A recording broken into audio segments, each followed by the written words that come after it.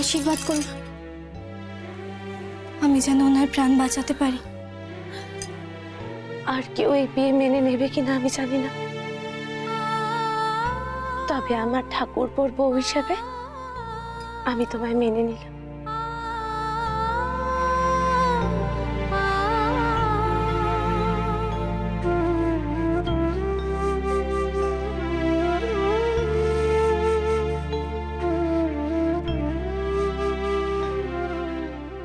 আর আশীর্বাদ হিসাবে এই হার পরিয়ে আমি তোমাকে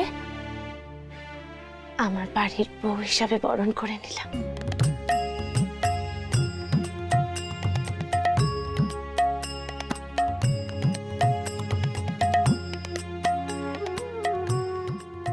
একজন অচেনা মানুষের জন্য তোমার এই আত্মত্যাগ যেন বিফলে না যায়। মা যেন তোমাকে কৃপা করে। চলো লোকনাথ, আমাদের অনেক কাজ বাকি আছে।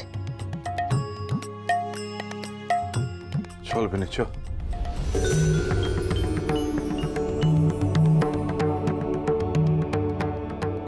এসো, সাবধানে।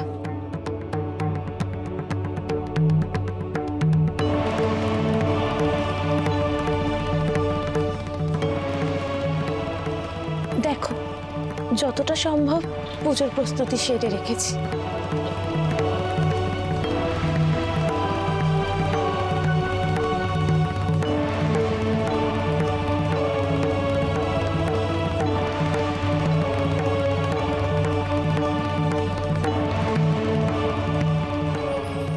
লোকনাথ, গুরুদেব যে বলে গেলেন মা কালীকে প্রতিষ্ঠা করে তারপর মা আর বাবার পুজো একযোগে করতে, কিন্তু আমরা এখন শিব ঠাকুর পাবো কোথা থেকে?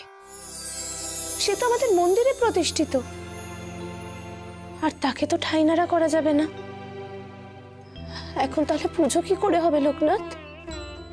শিব তো আমাদের মনে গো। আমার গায়ে সবাই আমাকে বলে আমি নাকি শিবকল্প, ছোট শিব। তুমি তো তাই বাবা, তোমার মধ্যেই তো আমরা স্বয়ং মহাদেবকে দেখতে পাই।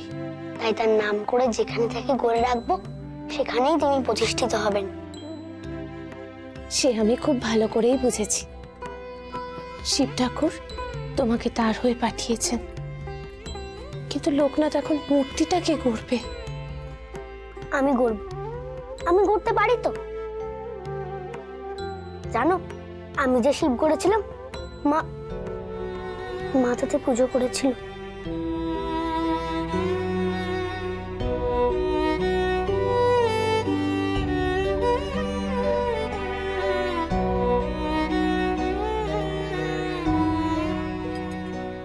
লোকনাথ, মায়ের কথা মনে পড়ছে? তা তো হবেই। এই কচি বয়সে সন্ন্যাস নেওয়া। কেন এলে তুমি মা বাবাকে ছেড়ে? ওই মা যে ডাকলো আমায়, উনি যে জগৎ মাতা, ওনার ডাকে সাড়া না দিয়ে কি থাকা যায়?